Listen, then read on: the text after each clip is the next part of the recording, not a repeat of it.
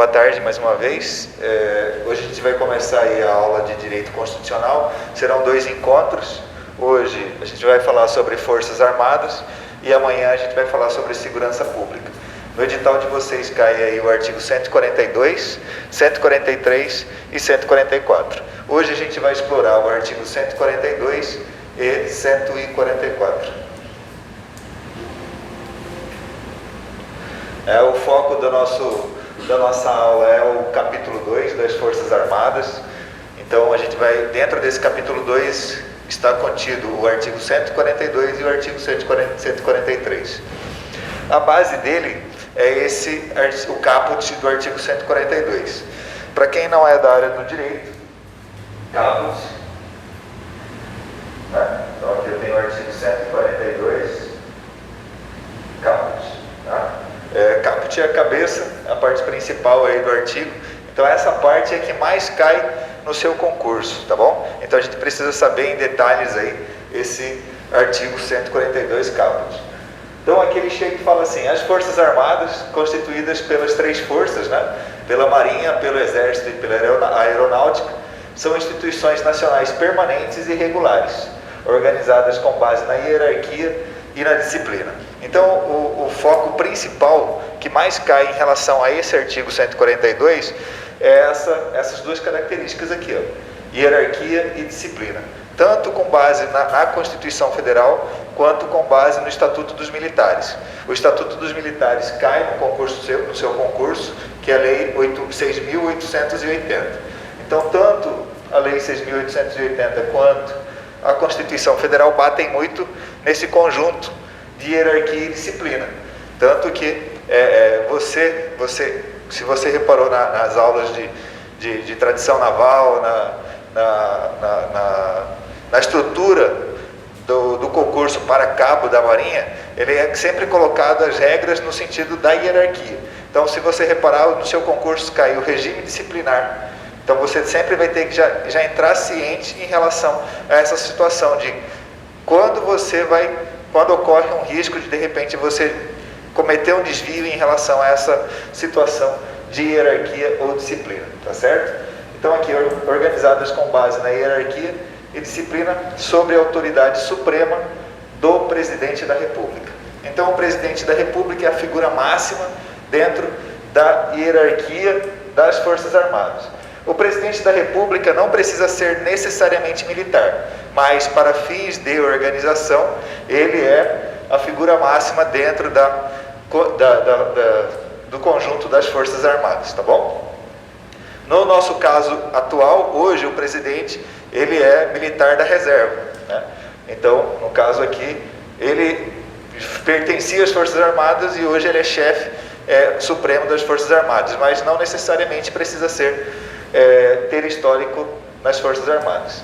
E destina-se à defesa da pátria, à garantia dos poderes constitucionais e por iniciativa de qualquer destes, da lei e da ordem. Então o que eu quero chamar a atenção agora é um pouquinho da leitura. Então ele fala assim: por iniciativa de qualquer destes. A pergunta que a gente tem que se colocar é: quem são esses destes? Né? Por iniciativa de qualquer destes, dos poderes, tá bom? Dos poderes. E aí vem a pergunta: quem são os poderes?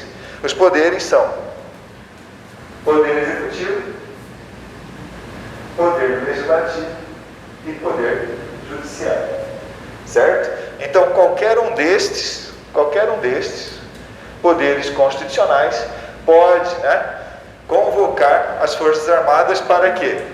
Para a garantia da lei e da ordem. Perfeito? Então quando se levanta a hipótese de fechamento do STF, fechamento do Congresso através das Forças Armadas, as Forças Armadas não podem realizar isso. Por quê? Porque isso seria caracterizado um golpe de Estado, porque isso iria contra a função principal das Forças Armadas, que é garantir o quê? A lei, a ordem e a manutenção, a manutenção dos poderes constitucionais, que é o Executivo, o Legislativo e o Judiciário. A partir do momento que há uma quebra nessa estrutura, nós temos um desvio de conduta das Forças Armadas, tá certo? Então, para consolidar, vamos ler novamente. As Forças Armadas, constituídas pelas 3 forças, Marinha, Exército e Aeronáutica, são instituições nacionais permanentes e regulares. Então o que ele quer dizer com permanentes e regulares? Independentemente de quem esteja no poder, né, se é do partido A ou do partido B, eles permanecem com a mesma finalidade, garantia da lei e da ordem, correto? Então, com base na hierarquia e disciplina, nacionais permanentes e regulares, organizadas com base na hierarquia e disciplina, sobre a autoridade suprema do Presidente da República, e destinam-se à defesa da pátria, à garantia dos poderes constitucionais e por iniciativa de qualquer destes, da lei e da ordem.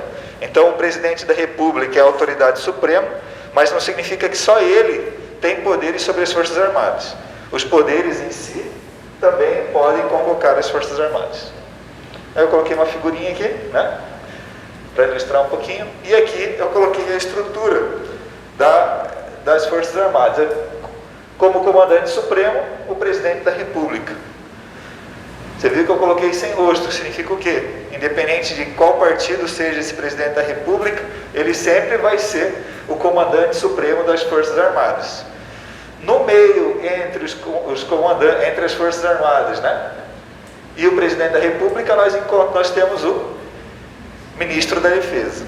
Esse Ministro da Defesa, para o concurso de Cabo da Marinha, ele não é exigido o conhecimento sobre o Ministro da Defesa, mas para concurso de oficial já é exigido o conhecimento. Onde que ele passa a existir o Ministro da Defesa? Eu coloquei aqui, ó, informação complementar. Ver o artigo 3º caput da Lei Complementar 97 de 1999, certo? Então, se você for realizar o concurso para oficial, você precisa saber que o Ministro da Defesa, ele está aqui no intermédio entre o Presidente da República e os comandantes das Forças Armadas, certo? Então, o comandante das Forças Armadas, ele está subordinado ao Ministro da Defesa. E o Ministro da Defesa está subordinado ao Presidente da República. Até aí está tranquilo, pessoal? De boa, né? Ok, então.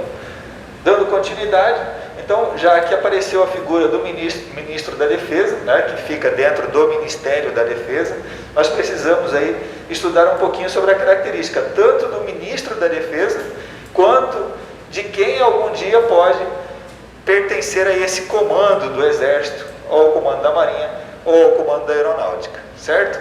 Então aqui a gente vai... Então aqui a gente vai dar uma olhada ali no artigo 12, parágrafo 3º da Constituição Federal, onde ele vai mencionar aqui, ó, são privativos de brasileiros natos os cargos, certo? Então, só brasileiro nato pode ocupar determinados cargos. E aqui ele está relacionando os cargos que podem ser ocupados pelo brasileiro nato. Então, vamos ao nosso foco aqui, ó. Oficial das Forças Armadas e Ministro de Estado da Defesa, certo? Oficial das Forças Armadas, se você voltar aqui, ele vai estar nesse grupo aqui, ó. Tá bom? Então, o oficial das Forças Armadas, quando ele se entra por carreira, né, por concurso para fazer parte da carreira, ele pode chegar ao grau máximo dentro da determinada força. Então, ele pode compor aqui um desses comandos. O ministro de Estado da Defesa, ele fica superior a esses comandantes aqui das forças. Tá? E por que ele coloca que tem que ser brasileiro nato? Para que não haja desvio de finalidade, para que ele passe a defender as características da soberania, as características do povo, território, né? Para que você possa permanecer perpetuando o poder dentro de um espaço territorial, certo? Então, tanto o ministro da Defesa quanto o oficial das Forças Armadas estão aqui na nossa estrutura organizacional. Se eles, né, que estão inferior aqui, na escala inferior, precisam ser brasileiros natos, o presidente da República também precisa ser brasileiro nato. Então é uma sequência lógica. Já que eles são linha de frente, precisam ser brasileiro nato para que não haja esse desvio de finalidade, o ministro da Defesa e o presidente da República também precisam ser brasileiros natos para que eles não desviem a finalidade e deem ordens alteradas aqui para o comandante das forças, tá certo? Então entenderam a lógica do funcionamento desse ser brasileiro nato, todo esse conjunto, para que não haja desvio em relação à responsabilidade sobre a manutenção dos valores da pátria e da lei e da ordem. Esses demais são importantes? São. Por que eles são importantes? Porque esses quatro iniciais aqui, eles podem ocupar a cadeira de presidente da República. Então, o vice-presidente da República, o presidente da Câmara dos Deputados, o presidente do Senado e ministros do STF, eles algum dia podem virar o presidente da República. Se o presidente da República falece, né, vem a óbito, o que acontece? O vice-presidente entra no lugar dele. E se por um acaso o presidente e o vice-presidente morrem, o que acontece? O presidente da Câmara dos Deputados entra no lugar dele. Então, por isso a necessidade do presidente da Câmara dos Deputados ser brasileiro nato. E se o presidente da Câmara dos Deputados morre, em época de Covid, né? O que acontece? O presidente do Senado Federal entra no lugar, certo? Então, aí o presidente do Senado no lugar, presidente do Senado Federal entra no lugar. Então, por isso a necessidade dele também ser brasileiro nato. E o que aconteceu com o presidente do Senado? Morreu, né? Então, algum ministro do STF pode ser presidente da República. Acontece com muita frequência que ministros do STF sejam presidente da República. Quando o presidente e o vice-presidente da República geralmente vão fazer alguma viagem oficial para o exterior e é época de período eleitoral, período eleitoral, tanto o presidente da Câmara quanto o presidente do Senado, geralmente, por estratégia, se colocam dentro do avião presidencial para saírem juntos. Por que isso? Porque a partir do momento que o presidente da República ou o vice-presidente da República se ausentam do país, automaticamente o presidente da Câmara ou o presidente do Senado assumem o poder. E em época de período eleitoral, se eles assumirem o poder do executivo, eles ficam inelegíveis para o cargo que eles querem concorrer, para tentar a reeleição. Então, em época de período eleitoral, quando o presidente e o vice-presidente viajam, esses dois aqui dão um jeito de entrar no avião para viajar junto.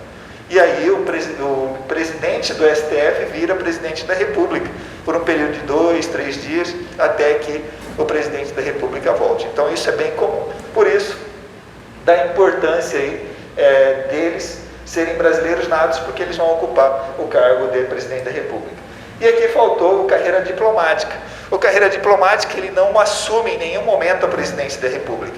Então, só para que você tenha ciência. Em nenhum momento, ele vai assumir a função de presidente da República. A questão é que ele representa o país em atos no exterior. Então, se ele representa o país em atos no exterior, ele também precisa ter a mesma característica do representante do país em atos oficiais, que é ser brasileiro nato.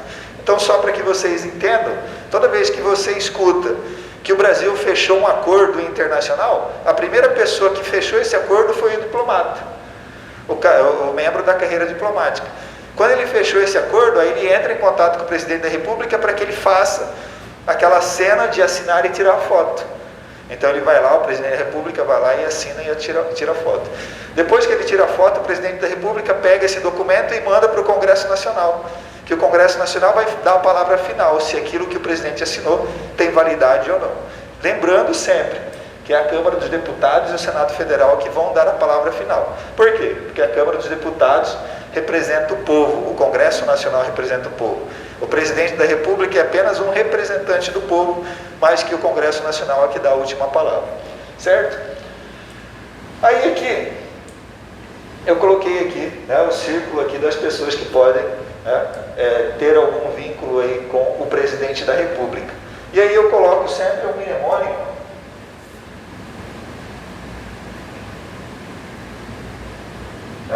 O mnemônico é mp3.com, para você lembrar aí quem pode assumir a presidência da República. Então nós temos aqui MP3. M, Ministro do Estado da Defesa. P3, então são 3P, ó, Presidente da República, Presidente da Câmara, Presidente do Senado. Então MP3. .com, né? Carreira diplomática, oficial e ministro do STF. tá certo? Então você tem esse mnemônico para facilitar a lembrança, para que a gente saiba que são 7 pessoas aí que devem ser brasileiros natos para ocupar os cargos, certo? Dando continuidade, avançando agora para o parágrafo 1º do artigo 142, nós temos o seguinte: lei complementar estabelecerá as normas gerais a serem adotadas na organização, no preparo e no emprego das Forças Armadas. Então aqui na organização a gente acabou de visualizar que entre o presidente da República e os comandantes das forças nós temos o ministro da Defesa. Isso se chama organização. Ele está organizando o quê? A estrutura organizacional. Então essa lei que ele está mencionando aqui, essa lei que ele está mencionando vai organizar aí as Forças Armadas, tanto no preparo, quanto no emprego, quanto na estrutura organizacional. E qual lei que é essa? Lei Complementar 97. Para quem vai fazer o concurso de praça, não é exigido o conhecimento dessa lei. Mas você é bom sempre saber que essa lei complementar que ele está se referindo é essa lei complementar número 97. Perfeito? Para quem vai fazer para oficial, com certeza tem que ter conhecimento aí dessa lei complementar 97. Toda lei tem que ser lida? Não, não é toda lei. Se não me engano, são 11 ou 13 artigos da lei complementar 97 de 99. E aí eu gosto sempre de frisar: o conteúdo de legislação, tanto de direito constitucional, quanto de estatuto, quanto da lei complementar 97, é pouquíssimo. É pouquíssimo. Por mais que você ache difícil o assunto, a oportunidade que você está tendo de ingressar nas Forças Armadas para ter um salário bom, né? Você, com a quantidade de conteúdo, a proporcionalidade é incrível, né? Você vai receber um salário extremamente elevado para a quantidade de conteúdo que você vai estudar. Então eu peço sempre, dê um esforço a mais, dê um gás a mais. Então só o fato de vocês estarem aqui, vocês já estão em outro nível, porque o fato de você sair do ambiente de casa, que geralmente te desvirtua, para fazer alguma atividade doméstica, fazer algum relaxamento, para de repente fazer outros planos.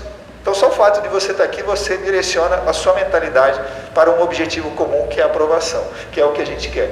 Então, lembrando, o conteúdo é extremamente pequeno para o tamanho da sua remuneração. Independente se é para praça ou se é para oficial, a remuneração em relação ao mercado privado é excelente. E principalmente também em relação aos benefícios que você vai ter.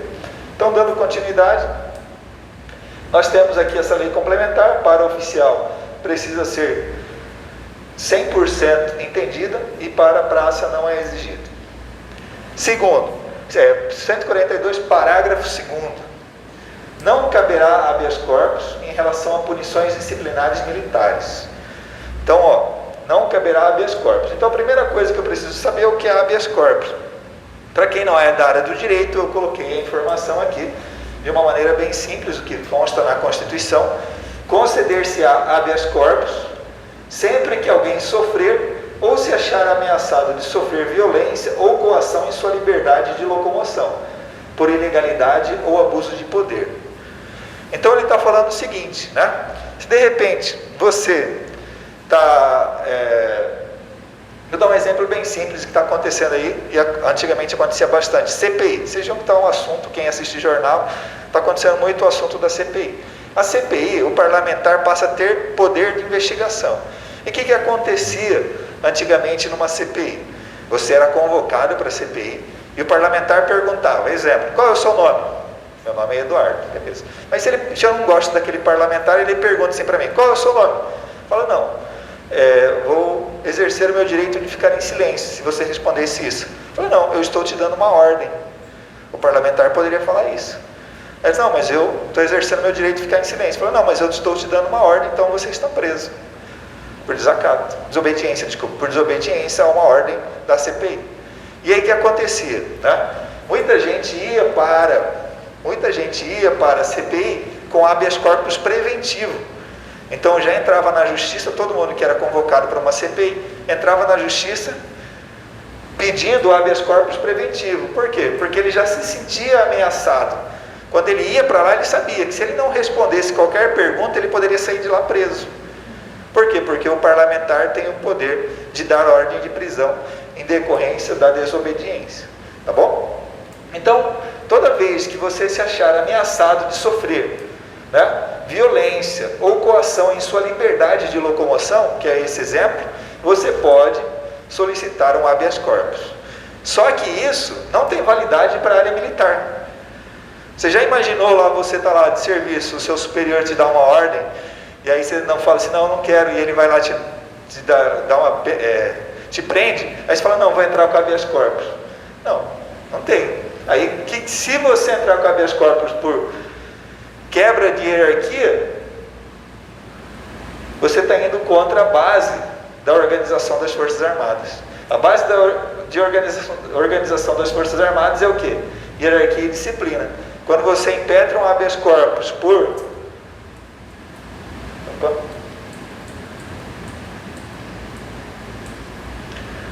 questões de punições disciplinares, né, você está indo contra essa situação de hierarquia e disciplina. Por isso que a Constituição proíbe habeas corpus. Não proíbe sobre crimes, proíbe sobre punições disciplinares militares. Perfeito? Então, tranquilo? É uma questão bem tranquila e costuma cair esse texto, tá bom? É uma questão bem tranquila e costuma cair. Tem certa frequência de exigência nas provas. Terceiro, os membros das Forças Armadas são denominados militares, aplicando-lhes, além das que vierem a ser fixadas em lei, as seguintes disposições. Então, nesse parágrafo terceiro, nós vamos encontrar 10 incisos. Então, a gente vai estudar os 10 incisos, 9 com validade e 1 sem validade. Mas ele fala o seguinte, além das que vierem a ser fixadas em lei. Então, o que a gente tem que entender aqui? Que além dos 10 incisos que a gente vai ver daqui para frente, tem outras que está fixada em lei. Qual que é essa lei? A lei que cai no concurso de vocês. A lei do Estatuto dos Militares.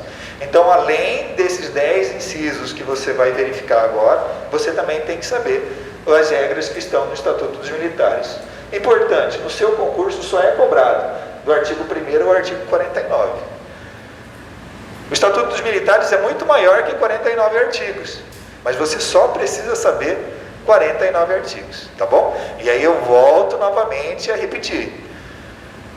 O conteúdo é bem pequeno em relação à proporção do que você pode receber. Então não desperdice essa oportunidade. Tente aproveitar ao máximo do seu tempo. E aí lembrando que a gente tem a possibilidade de fazer plano de ensino, de plano de estudo, planejamento, para que a gente possa fazer o acompanhamento para identificar horas que você está desperdiçando, que você não está convertendo para o seu estudo. Seguindo. Então a gente vai para o primeiro inciso, tá bom? A gente vai para o primeiro inciso aqui do parágrafo 3º. Então aqui, artigo 142, parágrafo 3º. As patentes com prerrogativas, direitos e deveres a ela inerentes, então todas inerentes à patente, são conferidas por quem? Pelo Comandante Supremo das Forças Armadas e asseguradas em plenitude aos oficiais da ativa, da reserva ou reformados, sendo-lhes privativos os títulos e postos militares e juntamente com os demais membros o uso das Forças Armadas. Então, primeiro, o que eu preciso que você entenda? Leitura, interpretação. Que quase todo o inciso é focado em oficial. No final, ele abre para a praça. Vamos tentar identificar até onde o foco é 100% oficial. Então, lá, as patentes. Quem tem patente? Quem tem patente é oficial. Primeira coisa que a gente tem que identificar. Quem tem patente é oficial, tá bom? As patentes com prerrogativas, direitos e deveres a ela inerentes são conferidas pelo Presidente da República. Então, o Presidente da República que confere a patente. É conhecida como carta patente. Essa patente é conferida aos oficiais. E asseguradas em plenitude aos oficiais da ativa, da reserva ou reformados, sendo-lhes privativos os títulos e postos militares. Ok. Até aí, falou tudo de oficial. Independente se você vai fazer para cabo, independente se você vai fazer para praça ou se vai fazer para oficial, os dois, o texto inteiro cai no seu concurso. Mas o que você precisa saber é que até aqui é para oficial, certo? E juntamente com os demais membros, agora entrou os praças, o uso dos uniformes das Forças Armadas. Então até aqui o foco é 100% oficial. Daqui para frente entram as praças no texto do inciso 1º. O uso dos uniformes das Forças Armadas. Perfeito? Tranquilo até aí? Aí eu coloquei aqui posto diferente de graduação. Né? Quem tem posto é o oficial e graduação quem tem graduação é o praça. Tá certo? Então já comecem a fazer a distinção. Aqui no artigo 3º da Lei 6.880, você tem uma noção aí do que é ser da ativa, ser da reserva ou ser reformado. Esses conceitos a gente vai aprofundar em sala de aula amanhã, na aula da Lei 6.880. Amanhã, o primeiro tempo, se não me engano, é a aula do Estatuto dos Militares. E aí, para que a gente não repita, a gente vai aprofundar na próxima aula. Beleza? Aí aqui eu coloquei aqui só para ficar visualmente identificada a diferença. Então, graduados, certo? Nós temos aqui marinheiro, cabo, terceiro sargento, segundo sargento, primeiro sargento, suboficial. Oficial subalterno é o guarda-marinha, segundo tenente, primeiro tenente. Então, para quem vai fazer o concurso para praça, cabo, RM2, vai entrar como na escola, se não me engano, como grumete. Fica o período da escola lá como grumete, depois é promovido a cabo. Fica aí um período, se não me engano, de 5 a 6 anos como cabo, depois é promovido para terceiro sargento. E aí encerra o período aí de 8 anos, quando a pessoa fica 8 anos. Quando é feito o RM2 para oficial, ele entra como guarda-marinha durante o tempo de escola, fica o período de escola, depois do período de escola fica 6 meses como guarda-marinha, depois é promovido para segundo tenente, onde fica mais 6 meses, e depois é promovido para primeiro tenente, onde fica em uma média de 7 anos como primeiro tenente. E agora, com a alteração da legislação, 6 anos, desculpe, aí com a alteração da legislação, no último ano ele é promovido a capitão-tenente, onde aí depois ele é encerrado o contrato de 8 anos, correto? Existe um projeto no Congresso Nacional falando da possibilidade de aumentar o período de tempo para 15 anos. E se aumentar para 15 anos, possivelmente, de repente, também vai ser alterada aí a progressão, né? Mas isso a gente vai aguardar aí a situação. Automática. Certo? Dando continuidade, inciso 2. O militar em atividade que tomar posse em cargo ou emprego público civil permanente, ressalvada a hipótese do 37, inciso 16, a linha C, será transferido para a reserva nos termos da lei. Então, o que acontece aqui? O primeiro X é a gente identificar qual que é a exceção.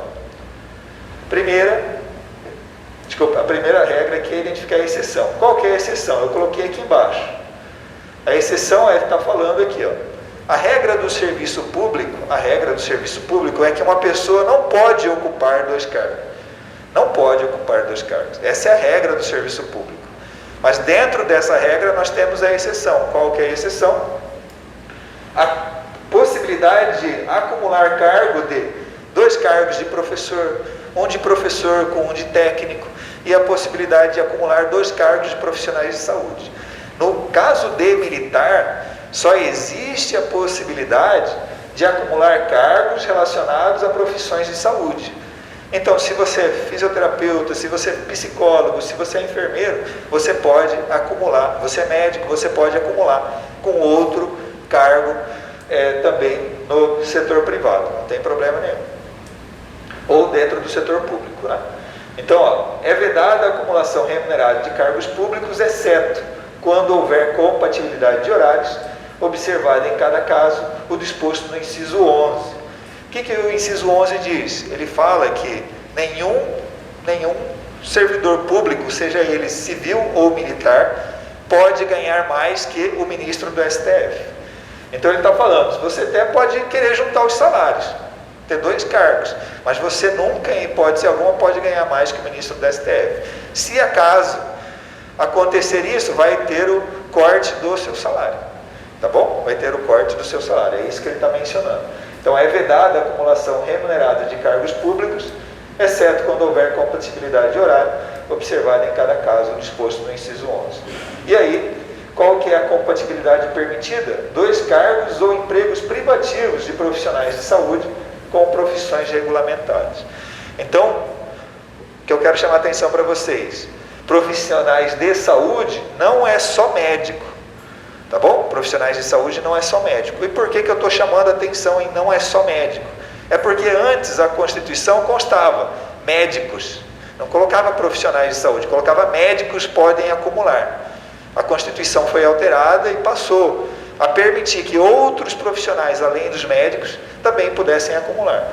Então hoje, no seu concurso, se vier escrito médicos, está errado, porque não existe mais a expressão médicos aqui, existe a expressão profissionais de saúde, tá certo? Então apareceu a palavra médicos, você já sabe que está errado, perfeito? Exceto se ele colocar um exemplo lá, um médico, um exemplo, mas se ele pegar simplesmente a literalidade, não existe a palavra médico na literalidade. E aí vem um outro ponto do concurso de vocês, que é mais um motivador em relação ao concurso de vocês na área de legislação. Não existe interpretação em relação ao assunto que é exposto no edital. É simplesmente o copiar e colar. Simplesmente o copiar e colar. E como que eu faço para dominar toda a legislação? Eu só tenho uma única hipótese para que a gente consiga atingir essa meta, é refazendo os exercícios várias vezes. E o exemplo que eu gosto de colocar sempre é, você não consegue criar massa muscular indo na academia somente uma vez. Você não consegue, reduzir o peso fazendo dieta de um dia. Você necessariamente precisa fazer durante o mesmo dia, durante o mesmo período de dedicação, várias vezes a mesma atividade. Se levantar peso, no mínimo 3 séries de 10, 4 séries de 5, então você sempre vai ter várias séries. E por que você não faz isso em relação ao estudo? Quando você comete a falha de, eu já li isso uma vez, você fala assim, já li isso uma vez, eu tenho uma leve noção, você já está eliminado. Você tem que realmente dominar o assunto que você já estudou. Por quê? Porque aí você ganha, eu sempre gosto de colocar essas características. Velocidade e certeza. Você já reparou como você responde o seu nome? Qual é o seu nome? Você nem pensa, você responde automático. Você já reparou como você dirige? Você muda a marcha sem se tocar, Você consegue de repente atender o celular e dirigir. Por quê? Porque você já massificou essas atividades dentro de você. E por que você não coloca essa mesma metodologia em relação aos estudos? Já que ela vai te permitir um salário maravilhoso para que você possa exercer a sua profissão. Então vamos utilizar essa mesma metodologia para tentar alcançar o nosso objetivo.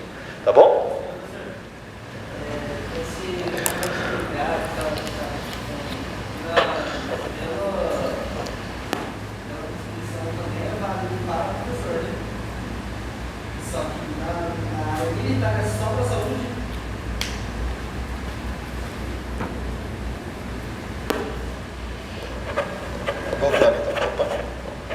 Então, para a área militar é só para a saúde.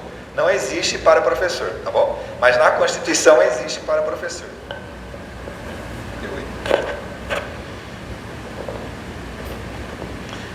Certo? Entendeu? Então, para a área militar, não existe a exceção para a educação. Mas na Constituição existe, mas para a militar não é tratado, não é possibilitado essa permissão, certo?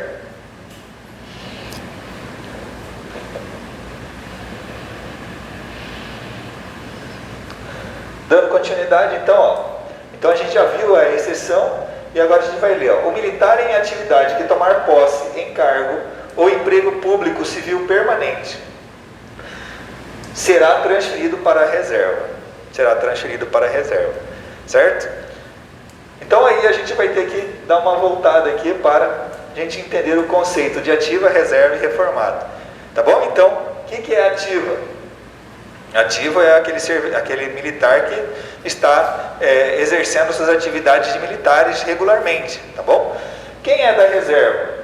Existe a reserva não remunerada e a reserva remunerada. Quando você é RM2 e termina o seu contrato, você é da reserva não remunerada. Então você terminou o seu contrato, você passa para a reserva, mas você é da reserva não remunerada. Por quê? Porque você pode ser convocado futuramente, de repente se o Brasil entra em algum conflito, você pode ser convocado, mas você não recebe nenhuma remuneração enquanto você não é convocado. Tá? E existem os reformados, que são aqueles que não serão convocados caso o Brasil entre em algum conflito. Beleza? Então ele está falando aqui, ó, aquele militar da ativa que tomar posse em algum cargo, ele vai sair da ativa e vai para a reserva. Perfeito? Aí ele vai para a reserva. Então, lá, o militar em atividade, o da ativa, que tomar posse em cargo ou emprego público civil permanente, será transferido para a reserva. Ok? Reserva remunerada ou reserva não remunerada. A regra é que seja não remunerada, mas existem algumas exceções antigamente, aproveitando o exemplo do Wesley, antigamente a legislação militar falava, o militar que fosse aprovado em um concurso de professor, ele ia para a reserva remunerada, ele poderia acumular com o concurso de professor, certo? Mas isso já foi alterado, já tem mais de 10 anos. Por questão de uma pergunta de prova, se não anunciado chega com a base da onde tirar a informação ser constitucional, no caso daria os professores, não. Não entraria os professores, por quê? Porque ele deixa bem claro que ele só abre exceção para a linha C. Então ele coloca aqui, ele será transferido para a reserva, essa é a regra, exceto quando ele tiver compatibilidade, no caso da linha C. A linha C é só para profissionais de saúde. A linha A só para os profissionais de educação, onde pode ser 2 cargos de professores. A linha B, que é o meu caso, professor e técnico. Então eu sou professor da Universidade Federal e sou perito criminal da Polícia Civil. Perito criminal da Polícia Civil é um cargo científico. Pode acumular com o cargo de professor. Então a linha B é o meu caso. No caso do seu concurso é a linha C. Então ele só abre exceção para a linha C. Perfeito? Então no caso estaria errado. Beleza? Ok? Então tranquilo aí, pessoal. Dando continuidade. O que eu quero chamar a atenção aqui é para cargo ou emprego. Tá bom? Cargo ou emprego são 2 modalidades de concurso para você ingressar dentro da administração pública. Então não é só cargo e também não é só emprego. É cargo ou emprego. De um jeito bem simples, para que você entenda e quiser anotar, cargo tem estabilidade, emprego não tem estabilidade, tá certo? Uma explicação bem simplista para que a gente possa entender aí. São contratados, mas faz um concurso antes, certo? Exemplo, correio, caixa, você faz concurso, mas o seu vínculo, você não ganha estabilidade em nenhum momento. Você é contratado pela CLT, mas precisou passar pelo processo de seleção, certo? Inciso 3º. O militar da ativa, novamente o militar da ativa, que, de acordo com a lei, tomar posse em cargo, emprego ou função pública, então aqui agora já adicionou, mais uma aqui, ou função pública civil temporária, antes era permanente, agora é temporária, não eletiva, ainda que da administração indireta, vou pular essa parte, eu estou pulando, ficará o quê?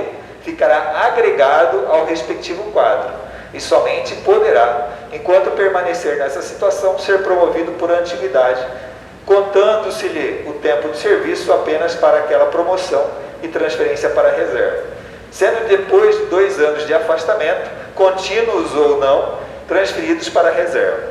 Então vou resumir aqui para você. O militar da ativa, ele está em pleno exercício das suas funções. Aí ele passa, né, para um cargo, emprego ou função pública temporária não eletiva. O que acontece? Ele vai para o espaço. O que significa que ele vai para o espaço? Que ele está lá na gravidade zero. Ele não saiu do vínculo das Forças Armadas, né? Ele continua com o vínculo com as Forças Armadas, mas ele não recebe mais o seu salário. Então ele está lá na gravidade zero. Ele não morreu, né? Mas ele não está recebendo salário. E como ele está na gravidade zero lá, alguém assumiu a bronca dele. Alguém está trabalhando no lugar dele, certo? Então ele está sem perder o vínculo, ele não perdeu o vínculo com as Forças Armadas, mas ele não recebe remuneração e todo o serviço dele fica para um outro militar. E o que é isso que eu falei? Isso é ser agregado. Eu quero aqui, ó, ficará agregado. Ficará agregado significa que ele mantém o vínculo com as Forças Armadas, mas ele não pode exercer nenhuma atividade e também não receberá remuneração. Perfeito? Então, ficará agregado ao respectivo quadro.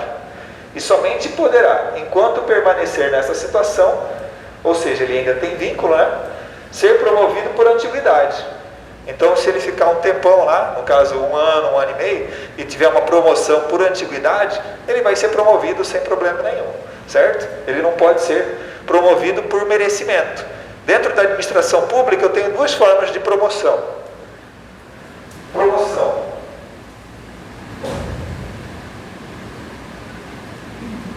por merecimento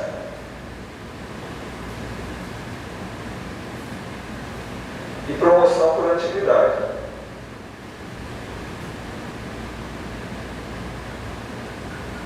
Certo? Então eu tenho duas formas aí de promoção, merecimento e antiguidade. Aqui ele só dá que ele possa ser por antiguidade. Merecimento tem como? Não tem, por quê? Porque ele está no espaço, ele não está trabalhando. Ele não tem como fazer nenhum ato de bravura, ele não tem como fazer nenhum serviço excelente. Por quê? Porque ele não está trabalhando. Então ele não pode ser promovido por merecimento.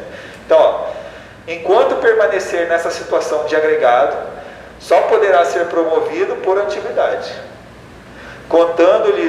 contando-se-lhe o tempo de serviço apenas para aquela promoção e transferência para a reserva. Então vai transcorrendo o período para, vamos colocar assim, se aposentar. Que reserva remunerada é semelhante à aposentadoria do setor da área civil. Na área militar, a aposentadoria dá o nome de reserva remunerada, tá bom? Sendo depois de 2 anos de afastamentos, contínuos ou não, então esse contínuos ou não é muito perigoso no dia da sua prova. Por quê? Porque você vai estar tenso, você vai estar cansado, dependendo da posição da questão, se ela é a última, você está lendo rápido, você já está estressado, porque de repente você ficou na dúvida em algumas questões, e aí acaba passando. Então a técnica que eu falo é a técnica bem simples, que é a de leitura com o dedo. Toda questão de legislação, faça a leitura com o dedo, que é ler de acordo com o que o seu dedo passa a letra, e não com ler com os olhos. Porque se você vai lendo com os olhos sem um dedo de referência, às vezes você passa o olho muito rápido e você acaba comendo alguma palavra. Agora, quando você necessariamente passa o dedo, você tem um limitador, porque você não faz assim, ó. Você não faz nenhuma leitura assim no dia da prova, senão você vai falar aquele cara louco lá, fazendo assim. Não, você vai com calma, e aí você vai lendo. E isso te dá uma garantia de você não engolir palavras e não desperdiçar nenhuma questão. Porque por mais que você não queira, você fica abalado no dia da prova.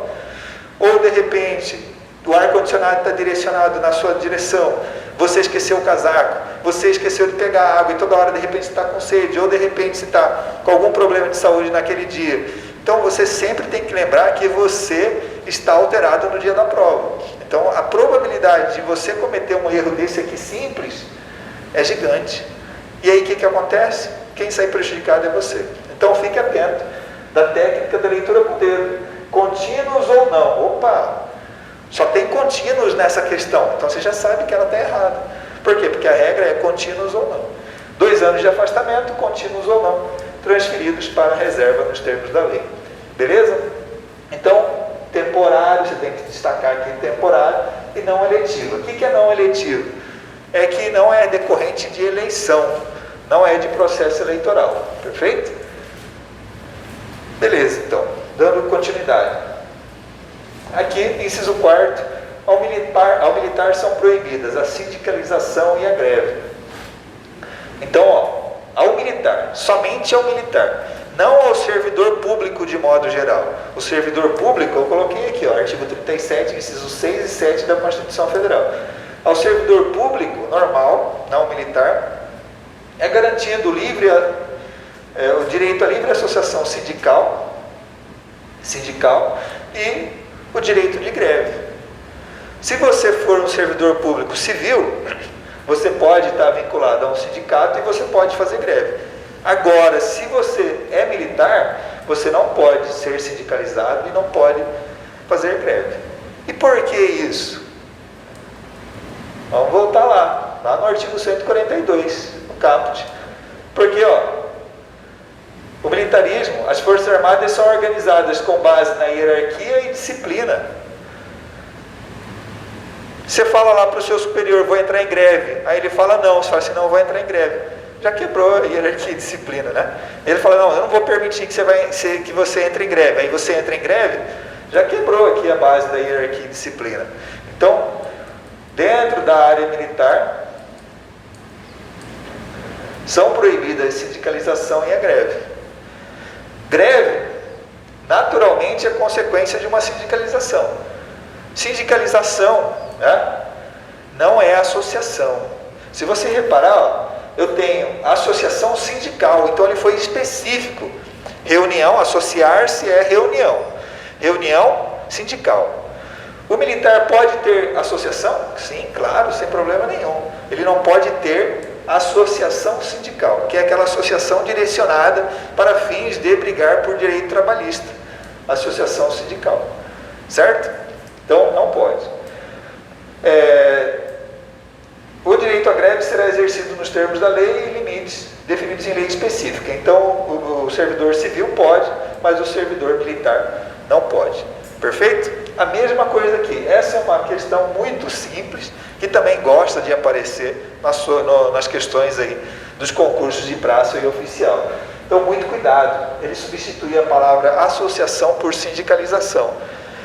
Tá bom? Como você, de repente, lembra aí que era alguma coisa assim, associação, alguma coisa relacionada à junção de pessoas, então, muito cuidado. Aqui, se tiver associação, está errado. Por quê? Porque é permitido a associação. Tanto que tem associação de cabos e soldados, associação de oficiais. Beleza? Seguindo. Inciso 5, o militar, enquanto em serviço ativo, não pode estar filiado a partido político.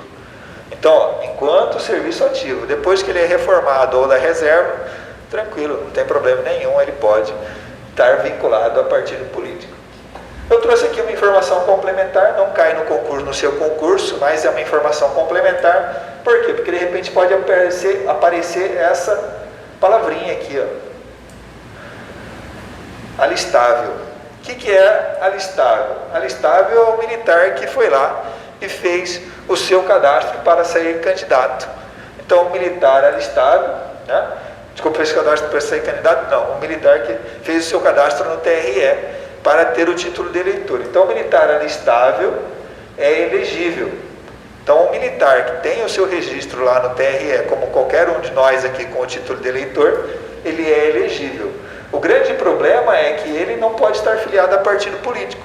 E para você ser candidato, você tem que cumprir alguns requisitos. Vou falar 2 deles. Um primeiro é estar alistado. Todos nós aqui, a princípio, estamos alistados. 18 anos, todo mundo tem que ir no TRE, na Justiça Eleitoral, fazer o seu alistamento eleitoral. Então, o militar tem que fazer isso? Também tem que fazer isso. Só que para ele ser candidato, além de ser alistado, ele tem que estar vinculado a partido político. Tá? Existem exceções que o militar pode se vincular a partido político, mas ele vai ter que atender essa regra aqui, E por que eu trouxe? Porque vai aparecer uma palavrinha que é interessante para vocês. Ele fala assim, se contar com menos de 10 anos de serviço, deverá afastar-se das atividades. Deverá afastar-se das atividades é a mesma coisa que cair fora. Vai ser demitido ou exonerado, né? Inciso 2. Se contar que mais de 10 anos de serviço, a palavrinha que eu queria chamar a atenção para vocês, ó, será agregado. Se ele contar com mais de 10 anos de serviço, o que vai ficar? Ele vai ficar lá na gravidade zero. Durante o período da campanha eleitoral, ele é militar, né? Só que ele está afastado de qualquer atividade relacionada ao exercício das Forças Armadas. Então será agregado pela autoridade superior. E se eleito, passará automaticamente no ato da diplomação para a inatividade. Beleza? Que é a reserva. Então, dando continuidade aqui, militar, enquanto em serviço ativo, não pode estar afiliado a partidos políticos. Dando continuidade, o oficial só poderá perder o posto e a patente, foi o que a gente já comentou no início da nossa aula. Quem tem posto e patente é o oficial. O praça tem graduação, tá certo? Então o praça tem graduação e o oficial tem posto e patente. Então, se for julgado indigno com o oficialato ou com ele incompatível, por decisão de tribunal militar de caráter permanente, em tempo de paz, ou tribunal... Desculpa, deixa eu ler de novo. O oficial só perderá o posto e a patente se for julgado indigno do oficialato ou com ele incompatível. Né? Caso essa decisão aqui tem que ser tomada ou por tribunal militar de caráter permanente em tempo de paz, ou por tribunal especial em tempo de guerra, que são os tribunais militares. No caso dos estados, se for um militar do estado, PM, é justiça militar. Se for um federal, que é as Forças Armadas, é o Superior Tribunal Militar, que é o STM.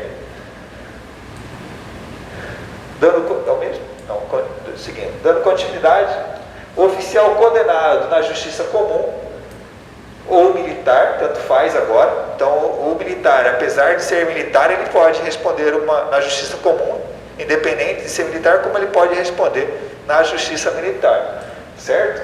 Então, se de repente ele tem uma briga com o vizinho, é justiça comum. Mas se de repente ele cometeu algum crime dentro das Forças Armadas, alguma coisa relacionada à quebra da hierarquia e disciplina, justiça militar, tá bom? Então, o oficial condenado na justiça comum ou militar, a pena privativa de liberdade superior a 2 anos, por sentença transitada em julgada, será submetido ao julgamento previsto no inciso anterior. Então, ou seja, se ele foi condenado, né, em alguma situação da justiça comum ou da justiça militar, ele vai ter que passar por um outro julgamento para verificar se ele é indigno do oficialato, se ele vai perder as características que ele ganhou lá no inciso 1. O que ele ganhou lá no inciso 1? A carta patente, com a plenitude, com prerrogativas, direitos e deveres a ela inerentes. Então, se ele foi condenado na justiça militar ou na justiça civil, justiça comum ou justiça militar, ele vai ser submetido a uma outra análise para verificar se ele é indigno com o oficialato e se ele vai perder a carta patente. Perfeito? Tá certo? E aí eu coloquei aqui, né? Porque ele fala aqui, ó, por sentença transitada em julgado. Para quem não é da área jurídica, o que é transitada em julgado de uma maneira simples? Transitado em julgado de uma maneira simples é aquilo que você não pode mais questionar. Acabou a chance de questionar aquilo lá. E eu coloquei minha informação complementar aqui, ó. Chama-se coisa julgado ou caso julgado a decisão judicial que já não caiba recurso. Então, ou seja, não tem mais como você reclamar da sua condenação. Você foi condenado, né? Então, ó, oficial condenado. Não na primeira instância, não na segunda instância. Já não tem mais chance de derrubar qualquer coisa. Já foi condenado, acabou em qualquer hipótese de reclamação, certo? Então aqui, quando já transitou em julgado, será submetido ao julgamento previsto no inciso anterior. E aqui é o que você mais corre risco em relação a esse assunto de característica dos militares. Por quê? Porque aqui ele não chegou e falou, o militar tem esses direitos. Ele só mencionou os incisos. Mencionou inciso por inciso. E é perigoso, de repente, você esquecer os direitos que os militares possuem. Nos demais, ele está bem claro, falando, é isso, é aquilo. Pá. Aqui não, aqui é perigoso. Ou por, de repente, cansaço mental, né? Ou por, de repente, rejeição. Você fala, não, que monte de X aí, não quero saber. Então é perigoso esse inciso ir contra você nesse ponto da parte aí da absorção do conteúdo. Então ele fala assim, ó, aplica-se aos militares o disposto no artigo 7º e no artigo 37. Então no artigo 7º e 37 ele vai aplicar. Integralmente não, só alguns dispositivos do 7º e do 37. Bem como na forma da lei e com prevalência da atividade militar. Ó, Wesley, apenas o inciso 16 da linha C. Apenas. O que é o 16 da linha C? Profissionais de saúde regulamentados. Somente eles, profissionais de saúde regulamentados, também são direitos dos militares.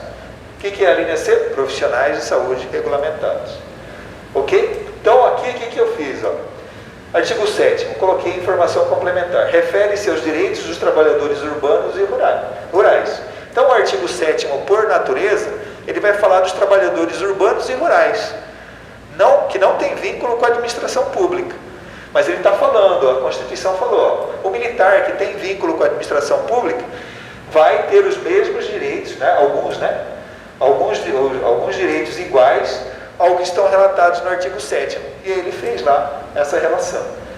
Aí ele pegou e falou assim, também o militar não é servidor público civil, mas vai ter direito a alguns direitos do servidor civil. Então ele vai pegar e vai puxar também dos servidores públicos de modo geral, aí, que é o servidor público civil.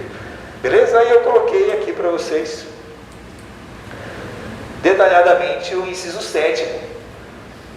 Coloquei na apostila de vocês, vocês têm o inciso 7º, então depois deem uma olhada aí no inciso 7º para verificar exatamente o que é. Aqui eu coloquei as palavras-chave, então não é a íntegra dos incisos, aqui é só uma palavra-chave para que você possa ter como referência. Então o militar tem direito ao 13º, você vai ficar feliz quando vê o seu salário 13º, você também tem direito ao salário família, também tem direito ao gozo de férias anuais mais 1/3, então você tem direito a férias mais 1/3 no mínimo, né?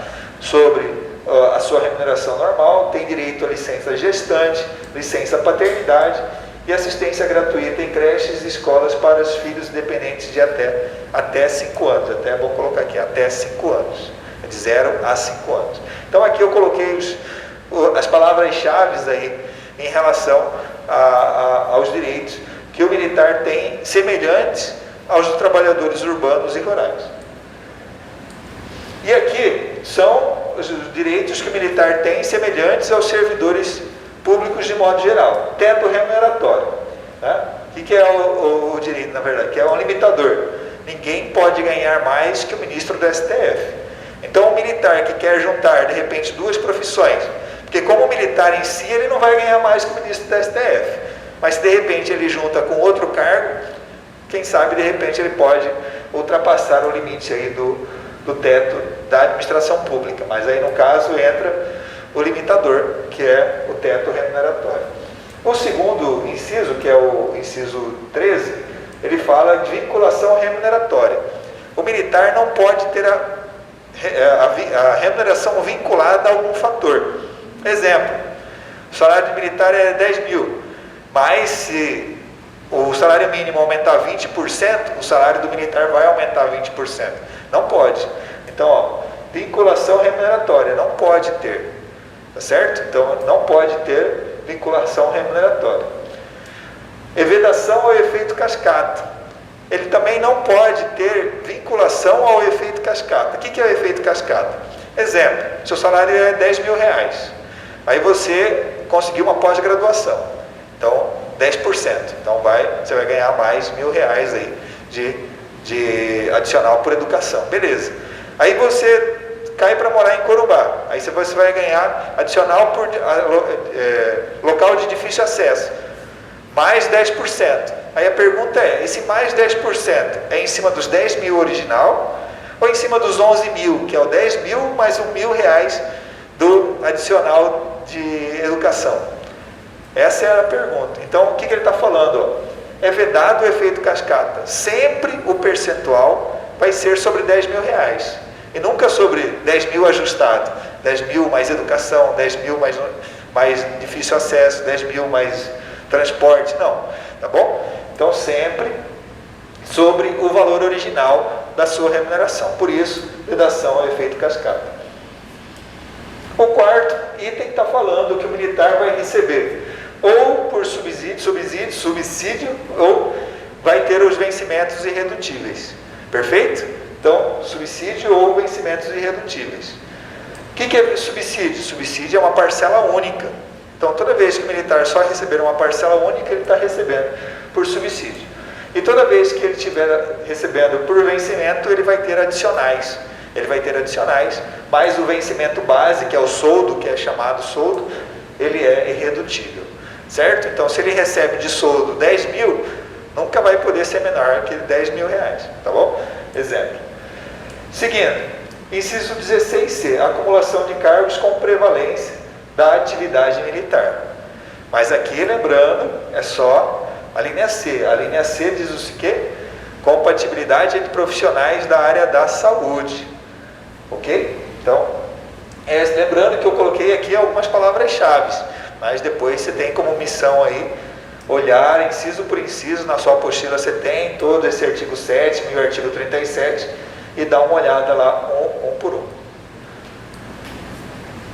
Aqui, ó, artigo 142, eu falei para vocês que nós tínhamos 10 incisos, mas 9 com validade. Por quê? Porque o inciso 9º foi revogado pela emenda constitucional número 41. Foi revogado, ou seja, hoje ele não tem mais vigência. Então, o inciso 9, ou seja, menos um trabalho para você, menos um item para você memorizar, ou seja, a Constituição está te ajudando. Falou assim, ó, gostei de você, vou revogar um inciso aqui para facilitar o seu trabalho. E o último, né, do artigo 142, nós temos o inciso 10. A lei disporá sobre o ingresso nas Forças Armadas, os limites de idade, a estabilidade. Então, por exemplo, nós temos a lei aí que fala sobre limites de idade, que é até 40 anos, que é o concurso de RM2, fala que o RM2 não vai adquirir estabilidade. Então, nós temos a lei que fala sobre o ingresso nas Forças Armadas, os limites de idade, a estabilidade e outras condições de transferência do militar para a inatividade. Os direitos, os deveres, a remuneração, as prerrogativas e outras situações especiais dos militares, consideradas as peculiaridades de suas atividades, inclusive aquelas cumpridas por forças e compromissos internacionais e de guerra. Beleza, então nós temos aí essa situação aí para detalhar a vida do militar. Pessoal, de modo geral, esse é o artigo 142 e de todo ele, eu quero chamar a atenção para essa palavrinha aqui, ó, lei. Então nós estamos no inciso 10, certo? Lei. No inciso 9 não tem, porque ele não tem vigência, tá bom? Inciso 8. Ó, inciso 8. Ele aparece a palavra lei? Aparece ou não aparece? Aparece. Todo mundo identificou? No inciso 7º, né? No inciso 7º não aparece, por quê? Porque é uma coisa da área judiciária. Ele está relacionado a julgamento. Então, certo? Ó, então aqui ele está na faixa, na situação de julgamento. Então, vamos colocar assim, poder judiciário. O que acontece aqui? Aqui também é julgamento. Ó. O oficial só perderá posto se for julgado. Né? Então, aqui é também a época de julgamento. Aí, seguindo. Aqui, ele não aparece lei, porque ele está falando aqui da parte de direitos políticos, partidos políticos. Seguindo aqui também a parte de hierarquia e disciplina. A mesma coisa ali do anterior. E aqui? Aqui aparece lei? Aparece lei, ó. Aparece lei aqui, se não me engano aparece lei em outro lugar. Aqui também, certo? Aparece lei. No inciso 2, aparece lei? Aparece aqui, ó, termos da lei. Certo? No inciso 1 aqui ele está falando sobre as patentes, né? Acredito que não aparece lei aqui não. Não aparece lei, certo? Aí aqui aparece lei, no parágrafo 3º, aparece lei, tá? Ok. No parágrafo 2º é hierarquia e disciplina, não aparece. No parágrafo 1º, aparece lei? Não aparece lei. Aparece lei ou não aparece lei? Não aparece lei. Aparece o quê? Lei complementar, tá bom? Então, por que eu fiz esse trabalho de voltar a tudo, lei? Por quê? Porque no seu concurso, lei é diferente de lei complementar. Então, ó, vou terminar aqui, ó. Aqui aparece lei? Lei ou lei complementar? Não aparece nenhum, né? Não aparece aqui, né? Aqui, ó, lei. Beleza. Aparece lei. O que eu quero chamar? Por que eu fiz toda essa sequência de ir e voltar aqui? Porque somente vai aparecer lei complementar aqui. Então, o que eu preciso que vocês saibam? Que lei complementar só vai aparecer uma vez no artigo 142. Só uma vez. Você tem vários incisos, 3 parágrafos e 10 incisos, mas só vai aparecer uma lei complementar. O resto é tudo lei. Então, para que você precisa memorizar que é lei todo? Você só precisa lembrar que tem uma lei complementar, que está relacionado com as normas gerais a serem adotadas na organização, no preparo das forças e no emprego das Forças Armadas. Você sabendo esse texto de cor e salteado, toda vez que aparecer a palavrinha lei complementar, você não vai mais errar a questão, tá certo? E aí, uma coisa muito importante, que aí é muito comum aquela situação de autojustificação. Se de repente você erra esse tipo de identificação de a lei complementar na hora do exercício, aí você justifica assim, não, essa eu sabia, mas é que eu não estava atento, né? Qual que é o problema disso? É que você relaxa que você não está prestando atenção nos seus estudos. E aí você vai se auto-justificando em relação às falhas que você vai cometendo. É uma forma de você se enganar. Então, toda vez que você erra, não é no sentido de, foi sem querer. Não, você errou porque você cometeu um erro. E isso pode custar uma vaga. Então, eu peço que vocês utilizem a leitura modelo para evitar que você deslize em questões que são simples, tá bom? E que podem custar uma vaga e uma tranquilidade financeira, que é o que a gente mais quer nesse exato momento, não é verdade? Então, não deixem escapar questões desse modo. E já para entrando no ritmo final, no nosso último artigo aqui, nós temos o artigo 143. O artigo 143, ele diz assim, o serviço militar é obrigatório nos termos da lei. Beleza, obrigatório, todo mundo já sabe, né? Parágrafo 1º, as Forças Armadas competem, na forma da lei, atribuir serviço alternativo aos que em tempo de paz, então muito importante, serviço alternativo só existe em tempo de paz, após alistados alegarem imperativo de consciência, entendendo-se como tal. Então, imperativo de consciência. E ele vai falar o que é imperativo de consciência. Por que eu estou chamando a atenção? Porque geralmente as pessoas focam o imperativo de consciência só na parte religiosa. E aqui ele deixa bem claro, entendendo-se como tal o decorrente de crença religiosa e convicção filosófica ou política. Então não é simplesmente só a minha religião não permite. De repente o meu modo de pensar, a minha filosofia, meu entendimento político não permite. Correto? Então você tem que entender isso. Então, caso a pessoa alegue imperativo de consciência, com base na crença religiosa ou convicção filosófica ou política, ele pode sim se eximir aí de atividades essencialmente militares. Essencialmente militares. Ou seja, a parte administrativa ele pode executar sem problema nenhum. Agora, a parte, de repente, operacional relacionada à atividade militar, aí sim ele pode ser liberado dessa atividade. Mas eu preciso que você lembre da leitura com o dedo. Essencialmente militar. Perfeito? Ok. E aqui, eu coloquei umas informações complementares, artigo 5º, inciso 8º e artigo 15º, inciso 4º. Esses dois você encontra na sua apostila. E eu coloquei aqui também, rapidinho, só para a gente verificar. O que ele fala no artigo 5º? Ninguém será privado de seus direitos por motivo de crença religiosa ou convicção filosófica ou política, que é o imperativo de consciência que ele chama lá no artigo 143, parágrafo inciso 1º. Salvo se as invocar para eximir-se de obrigação legal a todos impostos e recusar-se a cumprir prestação alternativa fixada em lei. Correto?